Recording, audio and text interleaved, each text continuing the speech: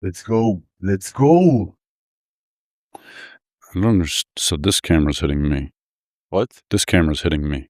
Yes, if you want to say something like emotional, you want to speak to this camera. I'm very emotional. Talk right into the camera. Yeah, I'm really, really excited. It's also like a new thing to me to interview somebody in English. So be patient with me and No, if there's any mistakes, I'm gonna like tell grammar you Nazi right away. I'm gonna tell you. No, please be gentle. You want to introduce yourself like in a short way, and then I will introduce you like in a long. Yeah, sure. As I see you. No problem. Easy. Let's go. Go. So, I think most people, they know I'm a basketball player. I played professional. Yeah. What they don't know is my life outside basketball was probably crazier than my basketball life. Grew up overseas, traveled a lot, been through a lot of crazy things. So that's it. That's my introduction. Amazing introduction. And I want to speak about this part, about like, think about you more. I saw you, I reached out because I saw some Instagram reels that popped to my, to my eyes, about speaking about more like the mental side of your doing. So, and I'm really connected to it. And I want to introduce you, like to say more like trivia stuff about you, like in order to people to understand what's the journey that you've been through, like only on like the states level. Sure. And then we will go deeper to see. Let's do it. Let's go. Let's go very deep. Let's go really deep, but not too deep. Not crazy deep. Crazy deep. You don't know me, my friend. So Yalla, get deep. Okay, so you was born in Taiwan. Don't react. You don't have to react. I want to like be like, stoic about what the information is that they're providing. And then in age 2, like all your family moved to the States. After this, at age 8, all the family moved to China. You speak Chinese, you speak Mandarin. It's a little bit crazy. And then after 6 years, all the family went back to Maryland, right? And the story, here I think the story, I don't know, like began.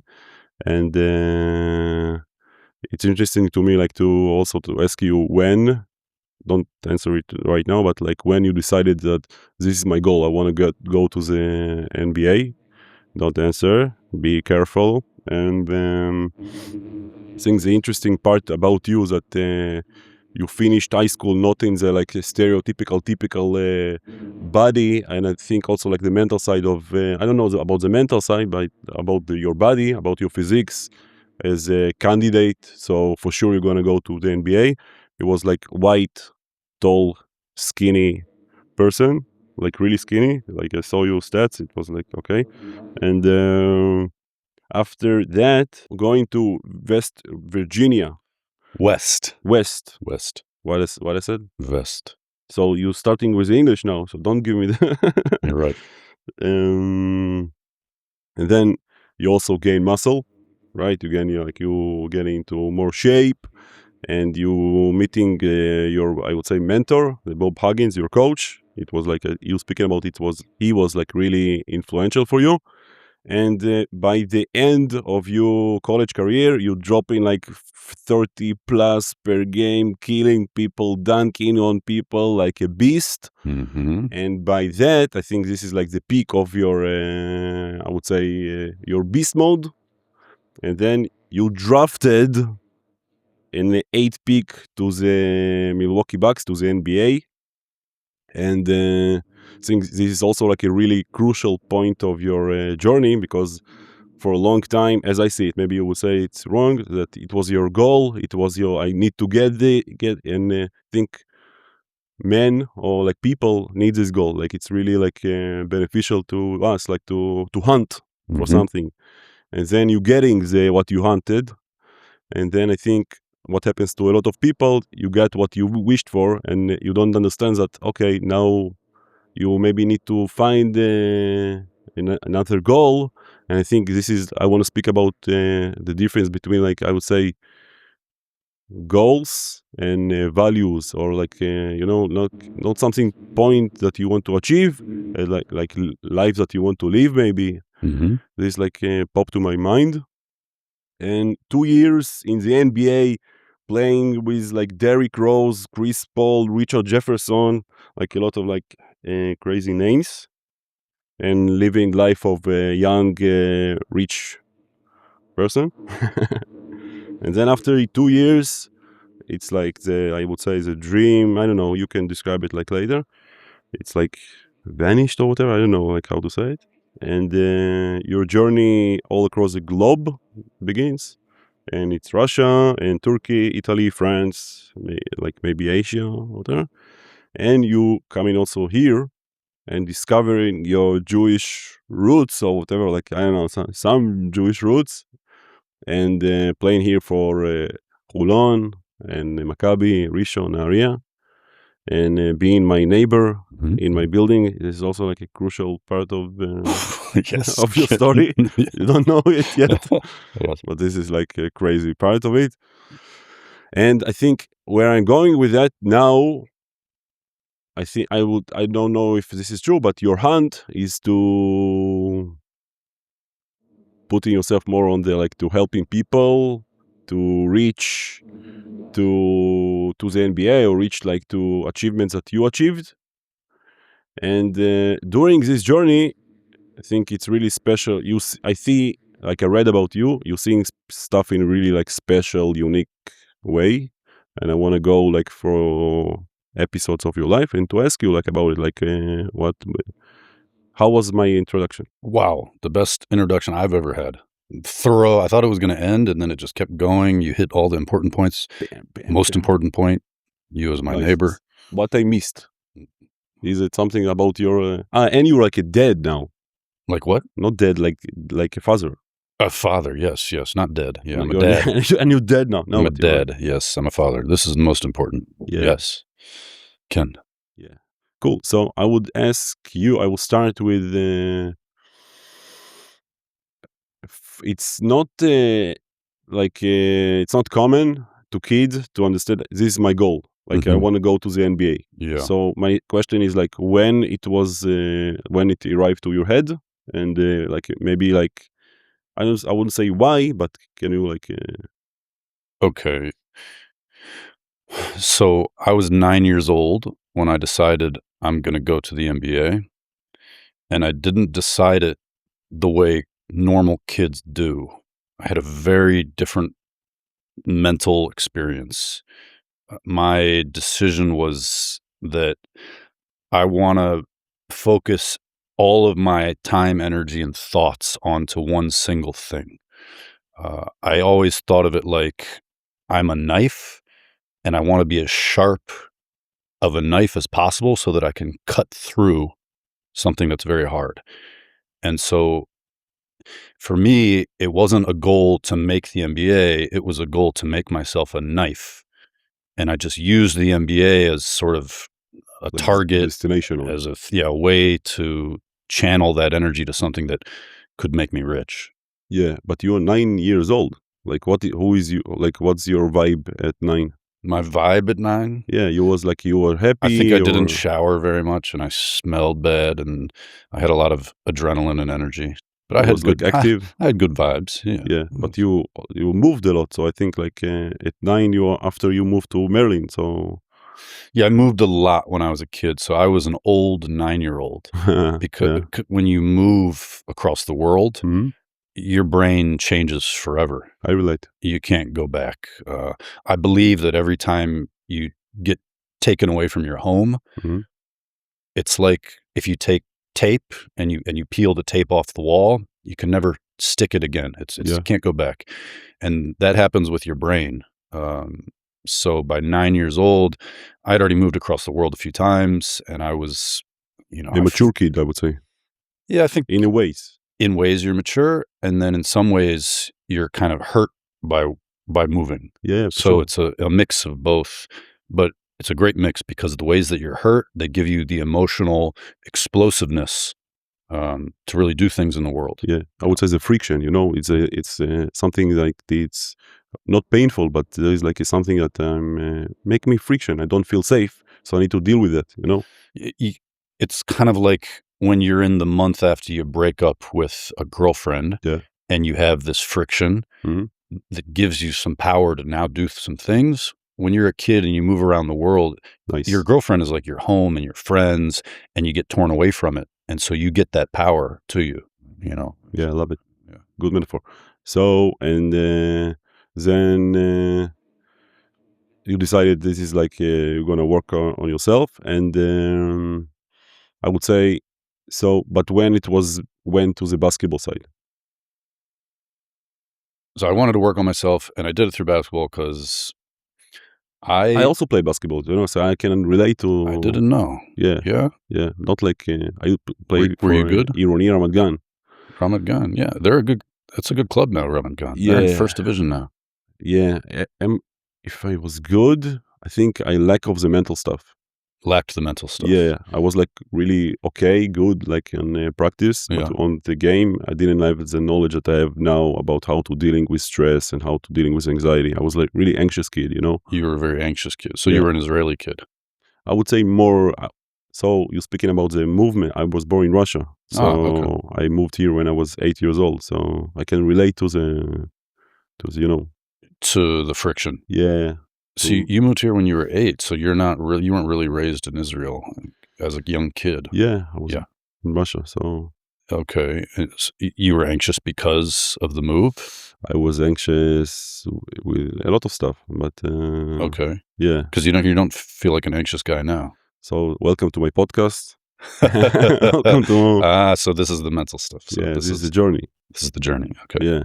Do you mind if I ask you let's about go. like I love to speak about myself all the time. Well, I'm curious. Speak about myself. Well, I mean, if we're going to talk about anxiety and these kinds of Yeah. so like what were you anxious about when you were a kid? So my anxiety it's a good question. When I moved here, I think you're familiar with the Israeli culture. Very. It's not like, how do you see it? A lot of reasons to be anxious when you live here. Yeah, like you speak about the war and stuff. And, yeah, but I think also, I don't know how you perceive it, but I see it not the most accepting countries for foreigners. Yeah, I don't know if you can yes, maybe Mm-hmm.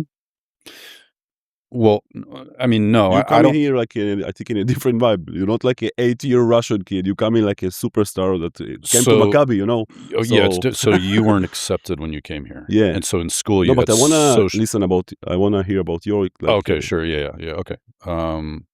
Well, I just was trying to understand quick about your level of anxiety. So it was like social anxiety. Yeah. So I understood. Okay. Like deep shit. I couldn't speak with my parents, I would say, without like getting anxious as fuck, like really. Okay. Because I was also a very anxious kid. That's why I bring it up. Yeah. Like I had all of my motivation to go to the MBA was really because I woke up every day with such intense anxiety that I needed to put it somewhere. And it was so intense at the time. Yeah.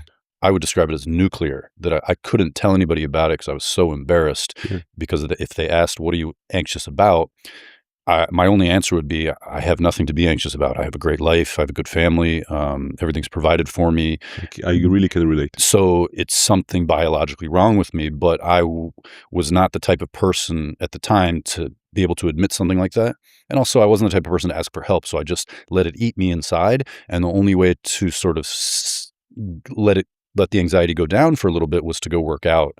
And I had to work out every 3 hours, every 4 hours. Yeah. I would say for me, basketball kind of saved my life because I used to, as a kid, I used to be open, like extrovert, and then the anxiety came and I was like really closed and I became some different person. So basketball for me, if you know Sportek in Tel Aviv. Yes. This was my place. I went there like every day, and I really can relate. Like the adrenaline, like the game of basketball opened me up, and I'm like touching. I want to say touching myself, but not in a weird way. I'm touching like the version. I'm touching. We don't say this in English. Yeah, I'm touching my version. I'm feeling again like as a as a real me. Sure. So basketball for me, it's saved my life for sure. Sure. Yeah. Sure. And I think for you, say if I'm right or not, like as I see it, anxiety, it's about you don't have control about stuff. You don't have control about your body, about your emotion, about your thoughts. And you're looking for control. You're looking for somebody like something to control. And I think you finding basketball, you finding something that you can be like you can control it. How much effort? Also, no, obviously, but how much effort you put in it. You can be like it's something that you can. It's a tool of control in a way. Yeah, that's a big part of it is having control. It calms your anxiety. But for me, like when I look back on my anxiety as a teenager, trying to figure out what the problem was, knowing what I know now about athletics, about the body, about nutrition, and about life in general, and about how I deal with anxiety now, when I look back as myself as a teenager, I now understand that there were really simple things that could have fixed my anxiety. I didn't need to go to the NBA to fix it. But as a teenager, I thought, if I don't go to the NBA, I will not be able to tolerate this state of being. Like, I won't be able to live like this. So, like, my anxiety was so intense that I knew this can't go on for like 5, 10 more years. I'm not going to be able to do this. It was like ripping me open every day. And so, but to answer your question about like, where did it come from? For me, yeah, control, wanting my life to be better. But really, I think looking back, it was more about nutrition and sleep. I think that you had, as a teenager, I had a catalyst, something that started the process of anxiety. Like some of it was social, some of it was moving, some of it was, I believe some of it came from a concussion that I had.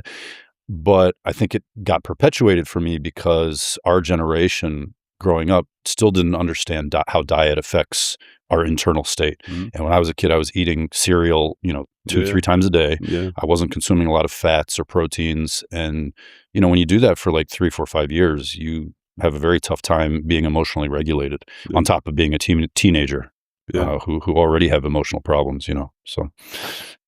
Yeah. So, and you're speaking a lot about the things. No, because for me it's interesting because, and I don't want to be rude, Please, but like please, yalla. like We're in Israel. in You your can't be rude in videos, Israel. I can try, but in your videos you're pushing for like if you want to go to the NBA or whatever, you need to put some like I would say I'm also like a crazy person for some people, by stuff I'm doing and. Sure. So, but seeing you or reading your stuff, I say, dude, he's like more crazy, not crazy, like you know what I'm saying, like putting like more effort. Sure. Yeah, okay. Sure. Like, so my question is for you is like, like you speaking about the isolation in high school that really help you to, and I can really relate that you isolate from like hassles and you isolate from like bad shit in order to create your art, in order to create your passion, whatever. So I'm asking like, how do you see it? This is like the isolation factor. Yeah, but like, are you seeing the both side of it or? I mean, I could talk about isolation forever from so speak about it for 100 different angles for 5 minutes. Wow. No, I'm joking, but like... okay, maybe the most important thing about isolation is that, for me, as a teenager, I was very sensitive to my internal emotional state, how I felt. It's kind of like knowing, am I hungry, am I not, and what type of food do I need? I think the anxiety part, this is what is doing it, right? This is like the... Yeah, well, the anxiety made a need for me to be sensitive to my internal emotional state because my anxiety could go to an extreme really quickly. And so I had to always like be aware of it to regulate it. And so with isolation, what I realized is that it was the best regulator for my internal state that would determine whether I was going to work out or not and whether my workout was going to be productive or not. And by productive, I mean explosive. So am I going to go work out for 30 minutes or am I going to work out for 3 hours? And the difference in there, I found, it's impacted by what did I eat? How much sleep did I get? What workout did I do yesterday? But the number one influencer was, did I isolate recently? And I learned that pretty quickly. Like I learned it when I was like 10 years old. I was like, wow, if I isolate for 12 hours, I can work out longer and I can work out more intense. So I started to sort of And you, develop that. sorry, and you feel better in your body, right? You feel like more, I maybe think okay, I think for everyone it's different and you have to define better. So like for me, safer, I would say. Like, I think in ways you can feel safer when you isolate. It's a complicated sort of like undertaking. For me, isolation is really like an art. There's good sides to it, there's bad sides to it. You can feel good because you're now able to be productive, yeah, but the bad side of that is you can feel bad because it comes with losing your social connections. yeah, Again, it's like breaking up with a girlfriend. You can feel bad, but then you get the good of now being productive. So yeah, for me, isolation became the best like internal emotional regulator to spike my ability to work out for a long time and to work out intense. And so like, let's talk about working out for a long time. I found that if I was isolated socially for like 5, 6, 7 days, then 4 hours in the gym felt like nothing to me. It wow, it really felt easy. Whereas if I had socialized in any way, even talking to my brothers in my house, playing video games with them, then when I got in the gym after like 30 minutes, I felt this itch to leave. yeah, So it really was in many ways as simple as that. So yeah. yeah. So, like for me, like, maybe it's like asking the question, because for me the isolation part, it was like really, for me it was like I don't feel safe in Mm, high school. yeah. I don't feel safe in sitting in the class because I was always thinking about my blushing, always, like it was like OCD. I'm blushing, I'm not blushing, and if Mm, I'm blushing, this is like this is like shit. mm, Like, I'm not confident, I'm not beautiful, I'm not like, whatever, everything. I sure. cannot communicate myself. So for me this was also like the solution, the isolation, or like, going out, or like escaping school and whatever. So like, but I can see for me, because I didn't know how to handle it. Like you speaking about nutrition. I don't know. I was like, what the fuck? What the fuck is this shit? I don't know like how to solve it. And I was like a really solver kid. Mm, So this is like the solution that I found. And I think for me it was really, I know, like, now it was really, I love this part of me, because the anxiety gave me like a lot of stuff. mhm. Like, I gain a lot of stuff because of it, but back then it was like fucked up. It was like really difficult, and like dark times of my life. Yes. So it's interesting, like, to hear you speaking about isolation. It was, for me it was like really wow, like to see like the, also like the good side, and you took it. I think this is you taking the dark side for something beautiful, so Yes, I mean, to talk about what you mentioned with blushing. So I think when I was a kid, I was very, very hyper self-aware yeah, around other kids and hyper self-conscious and insecure. And it was exhausting, like making sure I looked good, making sure my hair looked good. You mentioned blushing. I had a lot of things like that. I was always very shallow and superficial in that way, but I think it's just because I was naturally very self-aware and always analyzing myself, and that was exhausting. I understand, I So relate. another thing that isolation gave me is to be able to finally not worry about that. If nobody's around me looking at me, I can finally relax. And it's like when you're around other people, when you're very self-aware, you're kind of tense all the time, and it's literally fatigues you. You're Yeah, exhausted yeah. because your brain is also thinking all the time, what are they thinking of me, right? That's like what insecure kids do. And I was very Insecure insecure. people, I would say. Sorry? Insecure people, yeah. Yes. Yeah, So the isolation finally gave me like a break from that. So I wasn't like mentally fatigued all the time too. So yeah. yeah, that's very Cool. important. But about like making something ugly beautiful, like in my journey to go to the MBA, I had a very strict policy of not trying to do beautiful things through virtuous avenues, if that makes sense. So basically all the things that like gurus tell you to Mm. do, like to have good character, to work hard, to be disciplined, to be motivated, to be virtuous. I found early on that none of this stuff resonates with me, and it doesn't resonate with most kids for a long time. So I tried to take all of those things and find an ugly way to do them. Can And I can found yeah, and I elaborate found that more? that was the way to do them for a long time. It was a way to put like a rebellious spin on them so that my teenage body could say, "Yeah, yeah, I like that." Can you give me an example? Um, an example. So, yeah, like when you're a kid, you're told all the time that you need to take responsibility for things, Mhm. okay? And that's how you be a good boy. Take responsibility, don't blame other people. And so when I was a kid, obviously there were times when I wanted to embrace that, but over the long term, it's difficult to sustain. So what I found is to put an ugly spin on it, I started to tell myself, I'm not going to give anybody else credit for the good things that I do. I don't want anybody else to be able to say, oh, I helped Joe do that. I want to take it all for myself. And that's kind of like a selfish, ugly thing. I wanted to say, like, okay, when I make the NBA, I'm not going to say anybody helped me. I'm going to say only Joe did it. And so that was like my ugly version of take responsibility. Mhm. And so what that allowed me to do is to is to say, like, no, nobody else is having an impact on me. I'm taking all the credit.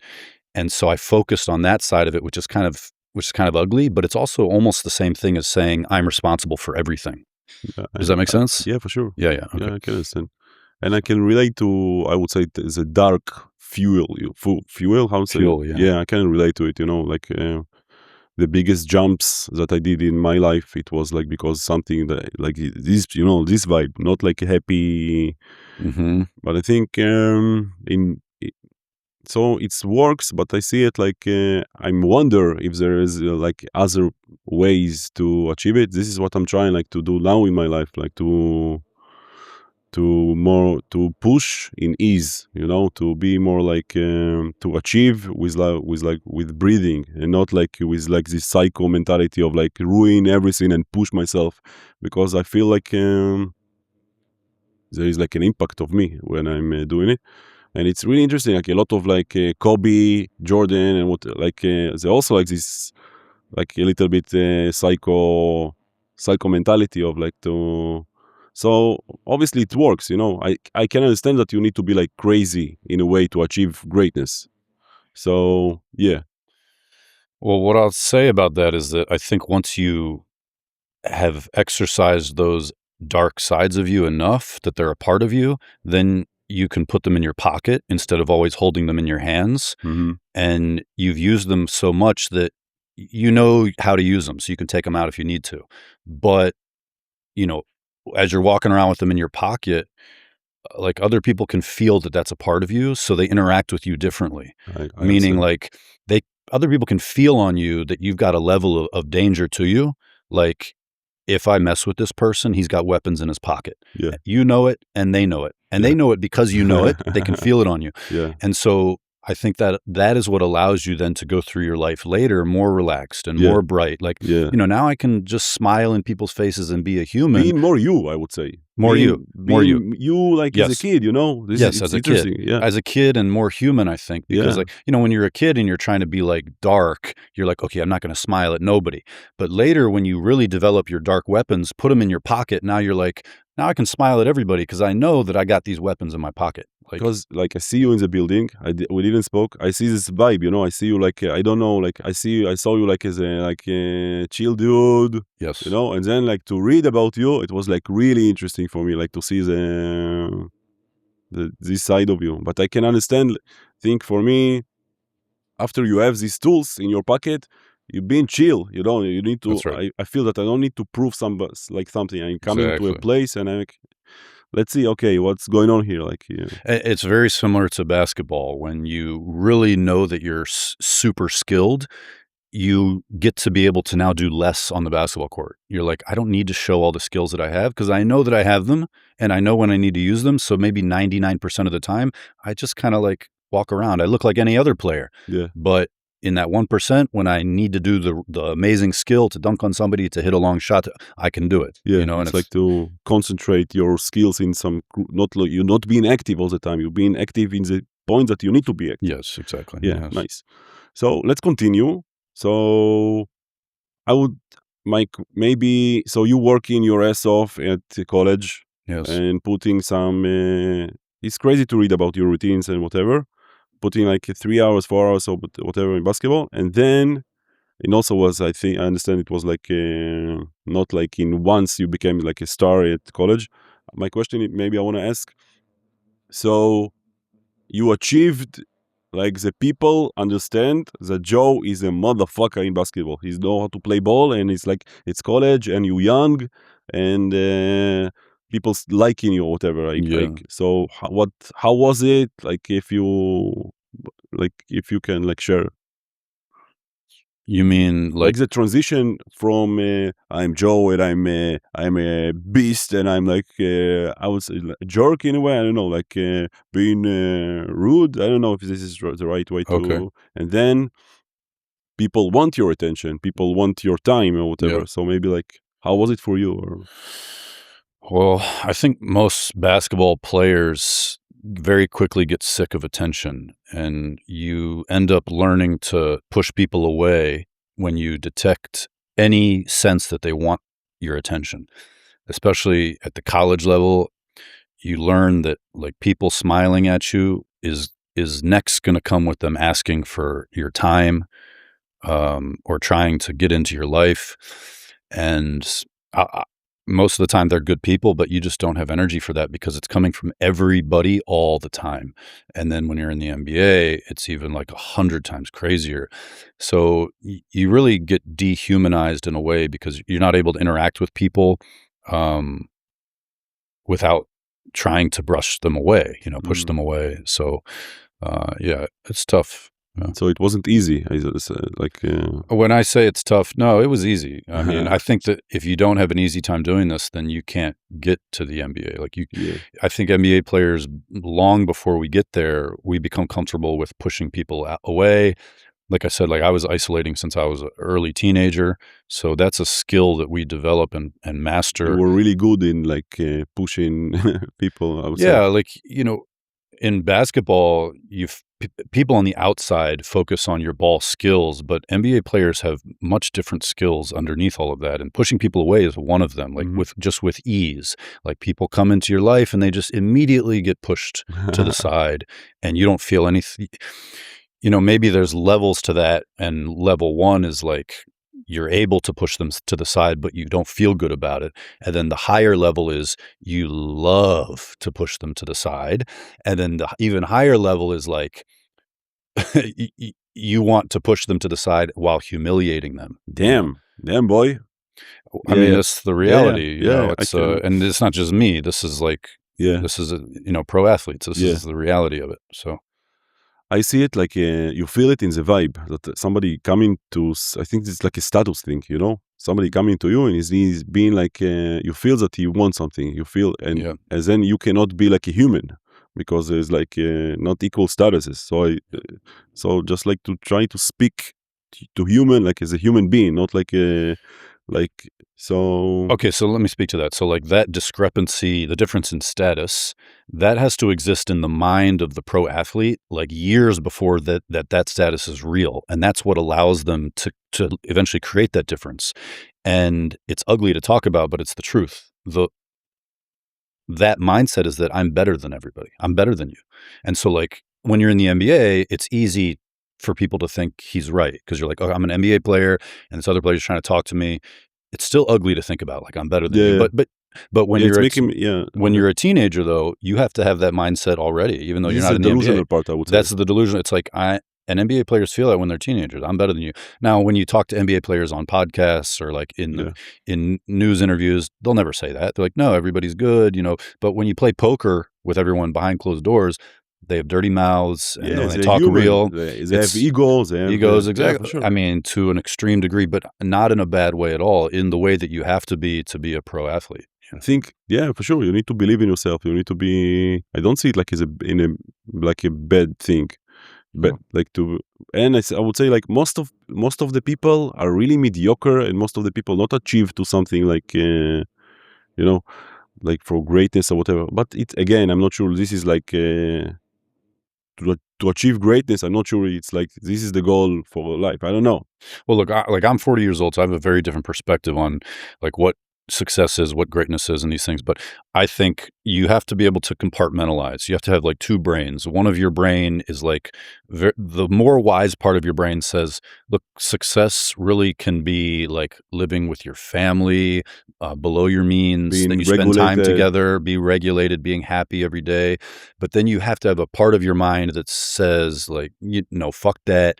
I need money. I need status. I need all the things I see that are it like ugly. I need some game. Some I need some game. game. I need some hunt. I need something. I can, but I put it on also like on the happy side. Okay. Like I see it like I need this goal in order to feel safe, in order to feel secure, in order to regulate myself. I need something to try to achieve. This is how I see it. Yeah, I think chasing something is important for health. Yeah. Yeah. Where you been when you drafted? Like where, like geographically, like or you was in the place that. Where was I? I was in New York. I was at the draft. I was sitting in the green room with How old are all the you? other draft picks. I was 21. Crazy. Yeah, so I was at Madison Square Garden. That's where the draft is every year. Crazy. Yeah. How does it feel?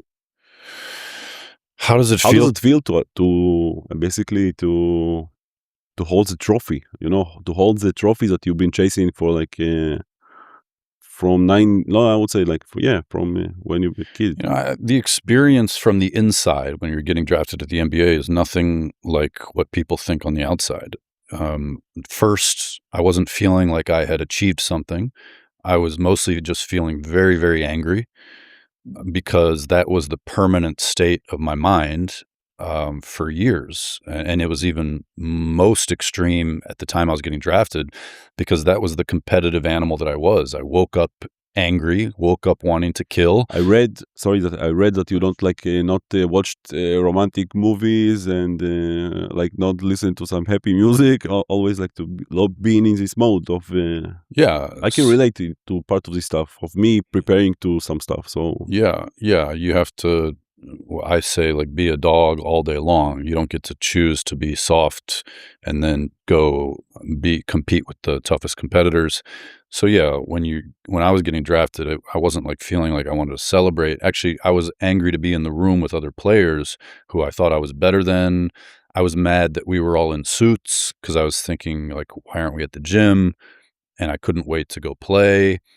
The getting drafted and everything around basketball is just a show like for fans, but the players, like, we don't care about that stuff. We want to compete. When I see other basketball players, I want to hit them, so I'm not like getting drafted like happy. Yeah. I'm getting drafted like I'm looking at the other players. When can I hit you?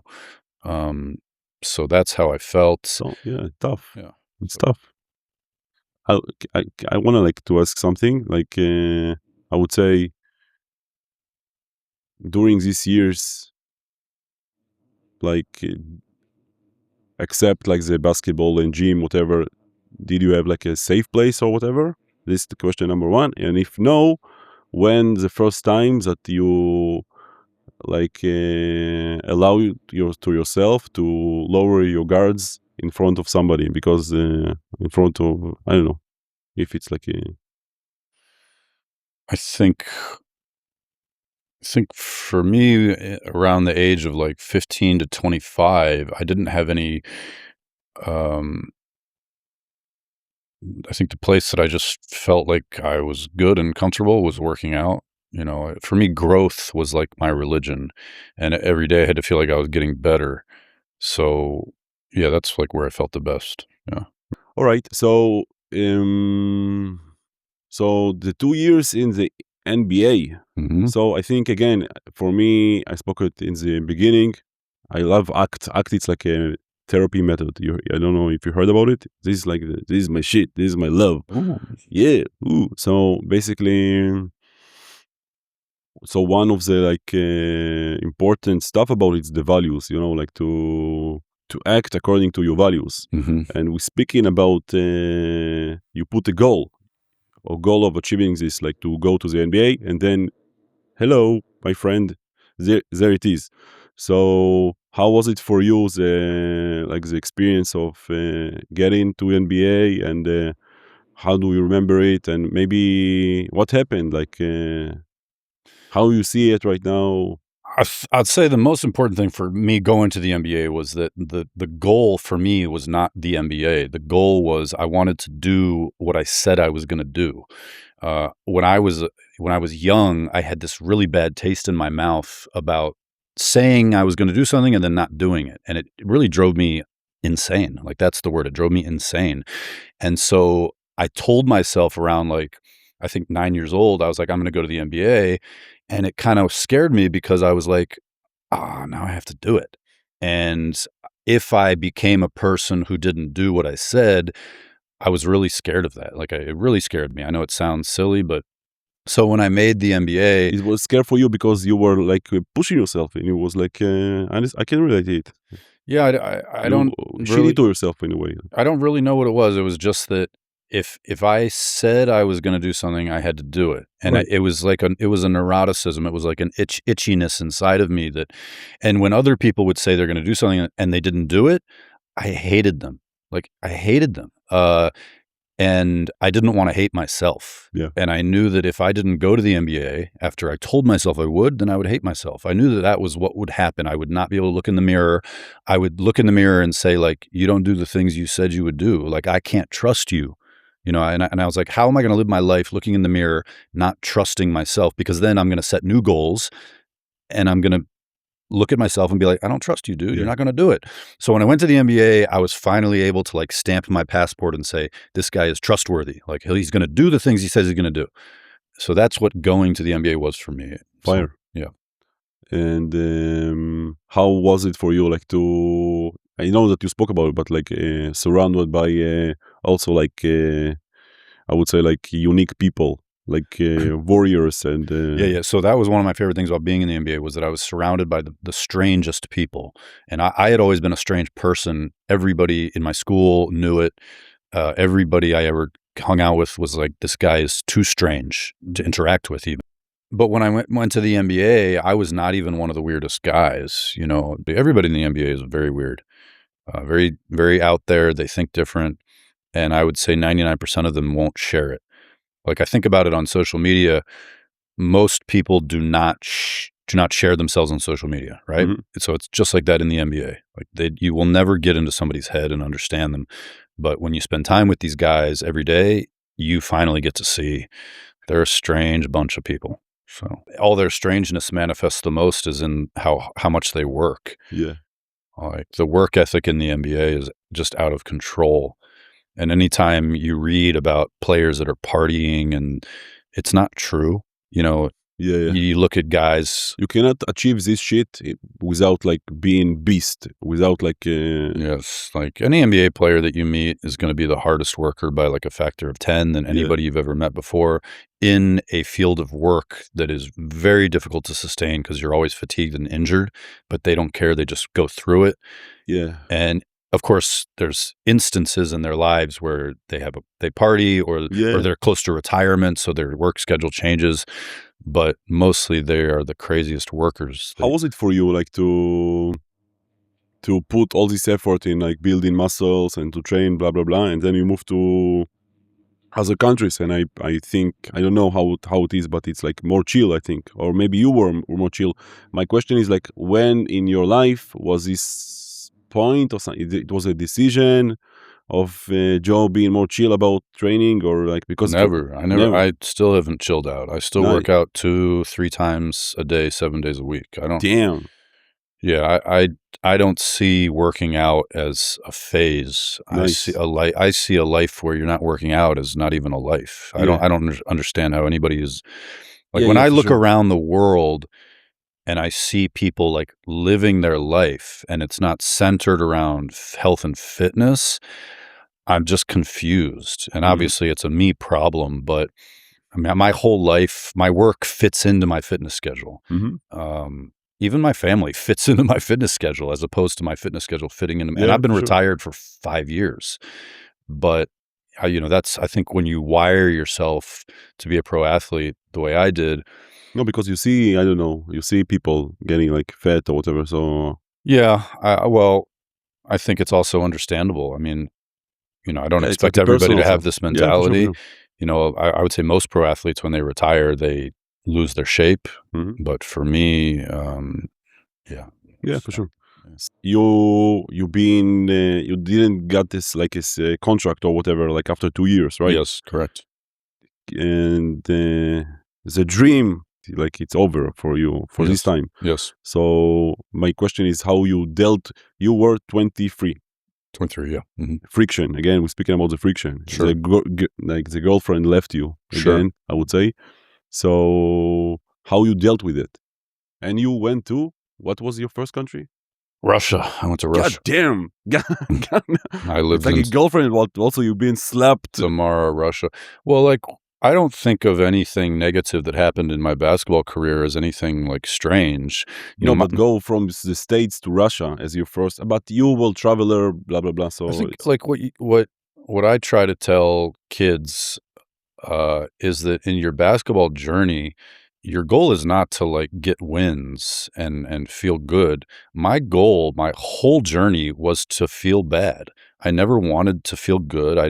I never wanted to like have a great successful year and then celebrate. Like none of that was ever my goal or my target. Every time I got cut from a team or cut from a league, the only thing I thought was, okay, good. Now it's time for me to grow. Like now I get to use that as fuel to grow. So like when I left the NBA, nothing changed for me. I still woke up, you know, three times a day getting off my couch and went to work out. I still felt like shit all day long. It was the same grind. Nothing changed. The only thing that changed for me was that I achieved my goal. And, you know, now I had more money to spend towards like rehab and could take care of my body. And now I had more experience, you know, played in the NBA. Yeah, for sure. So, you know, that's the way that I looked at it. I wasn't like, you know, broken up about the NBA. For me, it was just basketball continued. Cause like you got to think before I got to the NBA, I'd been training for the NBA for 10 straight years with no money, not getting paid, no breaks, no nothing. And everyone thought I sucked. And after I made the NBA, finally I got paid a little bit and everyone thought I was good. So like when I left the NBA, like I was feeling good. Like I was Yeah. like, all right, I'm good. Now I just keep training and keep doing what I've been doing. And Yeah. it wasn't like a big issue for me. What happened at age 25? You know, around my mid-20s, I started to realize that for my career, I had to build better relationships with my coaches and with my teammates because I saw that there were veterans in the industry who were not nearly as good as me, but they were still getting big contracts and having success. And I noticed that they were fostering professional relationships. Mm. And so I realized, okay, I need to become a little bit more human so that I can do that because heading into my 30s, I'm not going to be as athletic and skilled. So I need to have good relationships with coaches. And at that point in my life, I didn't know how to have even conversations. Shit. So I was like, I better find a way to start being more social. What you did? What did I do? Yeah, like, but my question is like, because this is a thing that a lot of people concern, I think, around these ages. You're not Yes. alone with that shit. Correct. So my question is like, did you use your tools of becoming great on something that from basketball, whatever, also to this, or how you dealt with it, or like No, how you? I didn't like do something new. I just stopped doing all the isolation stuff that I had been doing for years So you because started to meet people. yeah, I just stopped. No, I didn't start to meet people. I stopped pushing people away so much because, you know, It's difficult. You're saying it's like an easy thing to think, but to do, but it's like it's a difficult thing that you used to do it like for years now, and now you decided, okay, let's make a conversation or whatever. But the anxiety from your teens or whatever, it's still or not. I don't necessarily agree. I think the better way to describe it is that it was insanely difficult. Thank you. Insane. Yeah, you're saying it like in a chill way, so Insanely difficult. So around 25, I was 12 years deep of not having real conversations with anybody. I think people who live in the real world, they can't really understand what that means. 10 years. I can understand it totally. So, but when I was 25 years old, I was really not able to look at somebody and talk to them. I couldn't do it. There was a lot of things I could do in life. You know, I could use computers. I could play basketball. A lot of things I couldn't talk to somebody. So it took time. I'm with you. Okay. My So guy, it took I'm with time. you. And it was about a 5-year process, I think. Around the age of like 29, 30 was the first time that I started to like have relationships and be a little bit human, you know, so. For me, it's also like I think also like in 25, I'm 37. Mm. So also like around 25, 26, I started to deal with my anxiety. Ah, Yeah, so I can really relate to, I remember my first friends, my first people that I going back home in the university. yeah. Oh shit, I have friends, this is Hmm. like, yeah, It's a funny thought to have, like, yeah, for the first time in a long time, like, this guy's my friend? yeah, We have a lot of similarities I see in yeah, our, like, path, yeah, even to the years, to the yeah, moving, yeah, but I think when you meet other people who've moved around a lot in life, there's so many things to connect about. Like, I can almost tell when I meet somebody, like, oh, they're an international person. They've mm-hmm, moved around. yeah. They have a different vibe. There's almost like this, like, little sadness underneath them. And this, Wow, interesting. yeah, I and you don't can see it. feel it. Yeah, I Yeah, see it like I don't know. I think it depends who the person that travels as you kid because you don't have like tools to deal with that, or like as a grown up person that you know how to deal with yourself, how to deal sure, with people. sure, Because I yeah. think for me, in the last years, I travel a lot.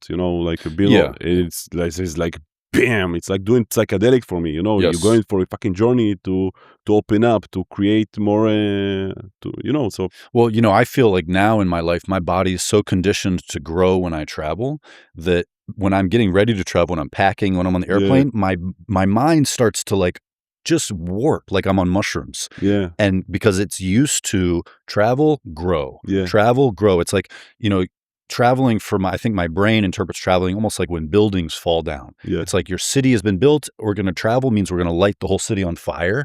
And that's kind of what happens internally when I travel. My mind goes, all the things that we think are true, all the habits that we've had, it's time to throw that in the garbage because we're starting a new life. yeah. And so I've been conditioned that way because I'm 39 and I've moved like 38 times in that time. So my brain is really conditioned to turn over a new frame of mind when I travel. So yeah, like you said, when you're an adult, it's healthy.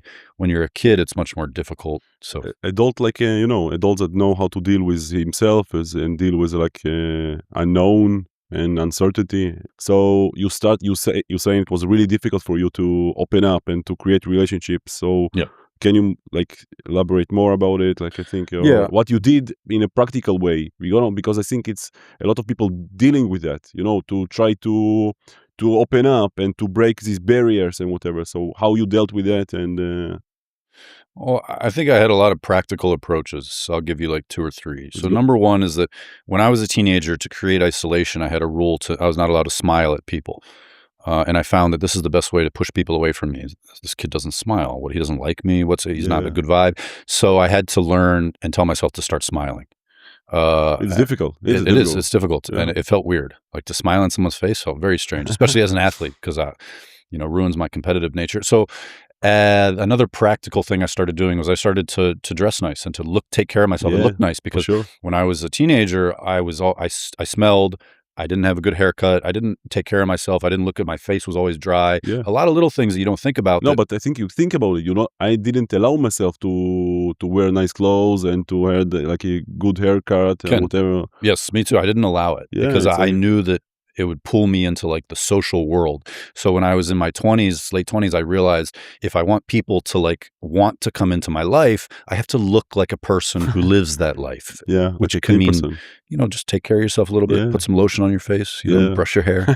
So yeah. So you started smiling and yeah, brushing your hair. yeah, Sounds brushing my hair. fun. It sounds cool. Yeah. And but I think like all the like public speaking or whatever, like dealing with the media, it was part of your routine, part of your life, like from the college or whatever. No, so it wasn't like a thing that it was difficult for you. No, but media training and your media personality is not you. Yeah, In fact, so you're putting some mask or whatever. it actually helped. When you do a lot of media, it helps to take you away from yourself. It goes you in the opposite direction. So I had a very strong media personality. Yeah, I'm a beast. I'm a No, mean. not even that. Actually, my media personality was a friendly professional. Yeah, I knew for years how to get in front of a microphone and talk to the press. Yeah. We did this, almost once a week with our practice and then every game. So it was like 3-4 times a week I was talking to the media. So I knew how to talk to a group of 8, 9, or 20 people with a microphone. It was, can I sit one-on-one with somebody and have a real personal conversation? That was the challenge. So like to be more intimate and whatever. yes. Like how you preparing yourself to performance. Sure. Like if you have some routine. So because to put yourself or maybe how you used to put yourself to perform in the highest level in front of 1,000 people. And I think the question number 2 for me, it's took a while to, and I think for me it's less than you, but like to lower the adrenaline of performance or to conducting something, and you like you're holding a space. I'm holding a space, and it's like a lot of adrenaline, and then going back like, and you being like a normal dude, and it's took a while to understand how to deal with it, Yeah. or getting used to it. Yeah. So Oh, it's a long answer there, we but don't have a lot of time, so so I'll make it quick. yeah, maybe like points, and If you're competing at the highest level, I think the most important thing is to stop having a fairy tale about competitive energy, and instead think about trying to get somebody out of your house who is invading your house. Like, in sports, we're kind of taught that you're supposed to love to win, but that has never given me the emotional state that I need. It's always that there's an invader coming in, they're trying to steal from me, rob me, kill me, and I have to get them out. That's how I get into the right mode. And to do it in front of like 10,000, 15,000 people, it's always been to bring humor into it. That because the humor is the part that relaxes your muscles. So yeah. I always think of it like a movie villain. The movie villain is never angry. They are always laughing. Mm-hmm. They have a really ugly plan, but it makes them laugh. Mm-hmm. And that's where you have to get to, because if you To get, find ease sorry, in this, like yeah, I say to find levity, to find amusement, Yeah. you have to get to a place where you're hyper aggressive, but hyper amused. Mhm. And that's the movie villain. Like, my plan is so ugly, but it's so funny.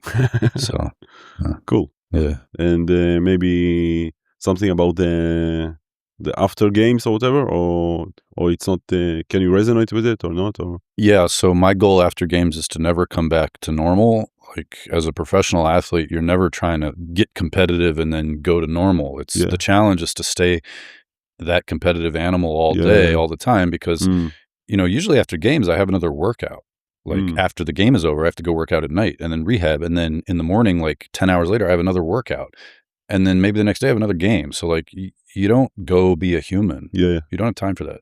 So, Okay. Yeah. So, unfortunately, because it was really fun for me. Ken. It was really interesting. Stop with Hebrew. It's confusing a lot of people. Your Hebrew.